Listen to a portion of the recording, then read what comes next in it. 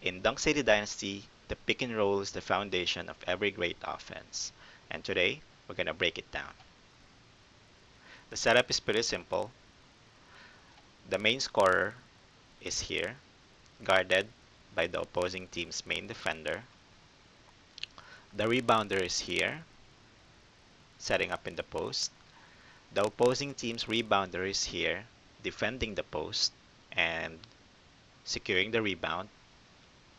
Your wing player is here, nainis ka na mal, creating space, being guarded by the opposing team's scorer here. The play starts with the rebounder setting up a screen here, creating different scenarios for you, like that. In this situation, you have different options depending on how the defense reacts to your play. If the opposing team's rebounder does not rotate, this is going to be an open shot for your main scorer here. If the if the opposing team's main defender tries to go under the screen like this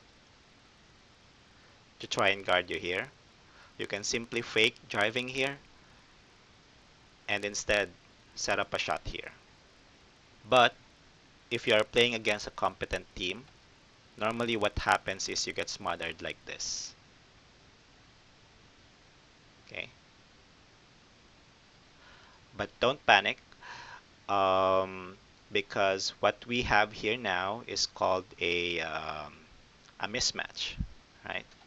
So normally the rebounder is slow and you can try to ISO him, or you can try to separate from the rebounder and set up a shot. So the defense is gonna want to try and catch up to you, like their main defender here. They're gonna want to try and guard you because 3 points is much more important than 2 points.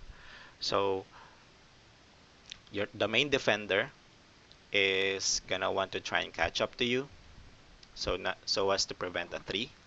What's gonna happen next is your rebounder should cut to the basket like this for an easy dunk.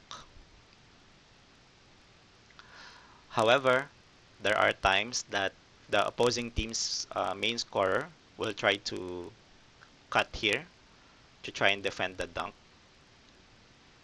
But normally they are small, so it's either your rebounder can force the dunk here because normally the opposing team scorer is not big enough to guard the dunk.